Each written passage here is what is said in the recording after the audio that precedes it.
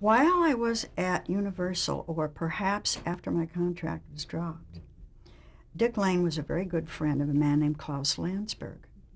Now, because I was so young, and I'm not at all scientifically oriented, so I can't describe what television is. Somebody else has to do that, of how it goes into that camera and it goes someplace else. But Klaus Landsberg was experimenting with television.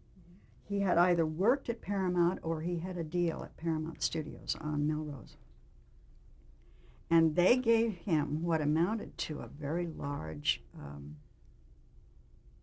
shed, garage, extra building on the side, outside the front gate of Paramount and a little bit to its west, where I think the Nicodell's restaurant ended up later on.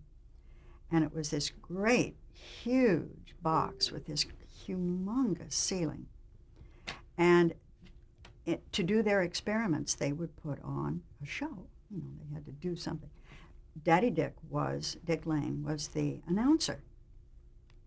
So he arranged for me to come and be one of the acts. So I went down and I met with Klaus Landsberg, who approved me for the show. And we had a rehearsal, like a regular rehearsal with a little combo, I think. Or perhaps it was just a pianist. I don't really remember. But I did something that I had done in vaudeville, a song and a dance. And the thing that I remember most about, two things that I remember most about it, was that in order to get it photographed, they had to use the lights that were so hot, you almost melted. I mean, I was a little girl and I could take almost anything, you know, hot, cold, it didn't make any difference, you know, very adaptable. But I thought I was going to melt into a puddle. It was almost scary. Plus the fact that the makeup, which didn't bother me at all. I mean, I put it on me. But when I looked in the mirror, I kind of screamed.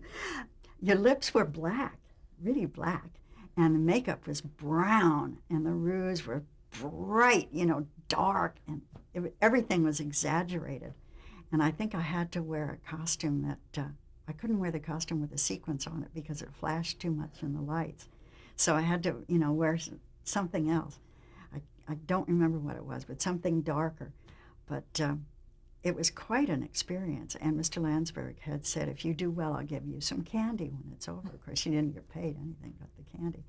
Well, while I was doing my routine, I thought, these lights, that I don't have any energy or anything. And I didn't think I did very well.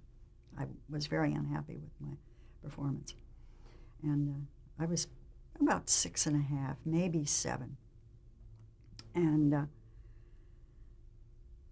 when everybody who had been on the show went through the line and shook Mr. Landsberg's hand, and as he came, he said, thank you very much for coming. And he didn't offer me the candy. And I said, you said if I did well, I could have some candy. And he said, oh, yes, of course. And I thought, gee, I didn't do very well, did I? It's kind of bothered me for years and years and years. Hopefully he just forgot. Well, I thought it was terribly exciting. And it was about the time that little teeny-weeny television sets were starting to come on the market, and they were only this big around, like 6 inches square or something, and you would get a big thing that went in front of them, like a magnifying glass that you put in front of it, so it would be on. And about that, you know, to be part of something that was in the very, very beginning, I thought was terribly exciting.